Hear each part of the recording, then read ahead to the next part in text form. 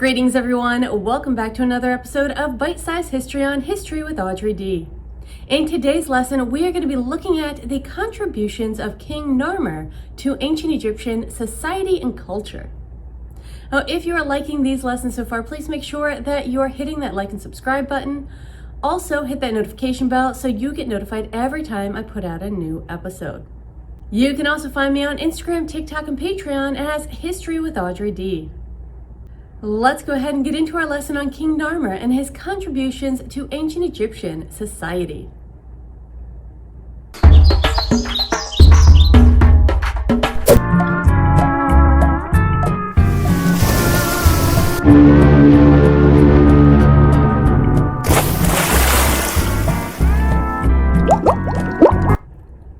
Before we get started, let's go ahead and take a look at our learning goal and our learning target for today's lesson. Now, our standard is again going to be standard 2, which is to describe the emergence of early civilizations. Our learning goal for today is going to be determine the contributions of key figures from ancient Egypt. And our learning target for today is going to be to identify contributions of Narmer. So some important questions that we're going to need to answer about King Narmer is: who was he? When did he reign?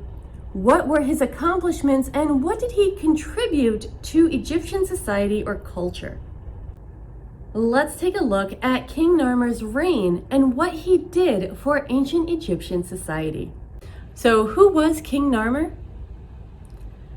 Well, Narmer was the king of Upper Egypt who around 3100 BCE led his armies to conquer Lower Egypt and unify the two kingdoms to be ruled by one king. This began the first dynastic period, which lasted from 3150 to 2613 BCE. He was also the last king of the pre-dynastic period, which lasted from 6000 to 3150 BCE.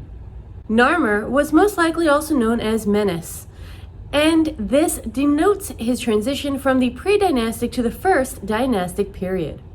Egyptologists once thought these were two different kings. However, it is now believed that the name Menes was most likely an honorific name, which means he who endures.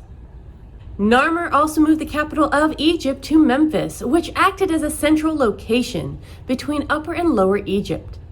Narmer governed from this city, and because of this, Memphis grew as both the center of government and culture for ancient Egypt along the Nile River.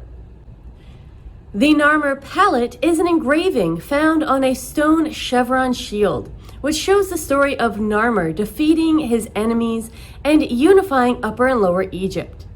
The Narmer palette was discovered in the Temple of Horus at Nekhen. This temple was at Hierapolis, one of the early capital cities from the first Egyptian dynasty. His kingdom, or dynasty, lasted long after his death, as the right to rule was passed from father to son until a new dynasty took its place. The entire reign of King Narmer, or King Menes, was actually from 3150 BCE until 2890 BCE.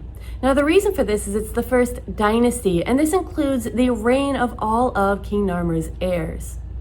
Although King Narmer died at the age of 62 or 63 after being attacked by a wild animal, he was succeeded in his death by his son Jur, who was then an infant, as well as numerous generations of his family afterward, until the year 2613 BCE, when that first dynastic period ended.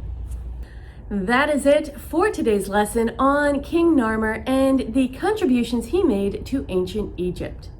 I hope you enjoyed this lesson and that you have a little bit better understanding of at least one of the kings that reigned over ancient Egypt and what he did for that society, including uniting ancient Egypt into one kingdom. If you did enjoy this lesson, please make sure you are hitting that like and subscribe button.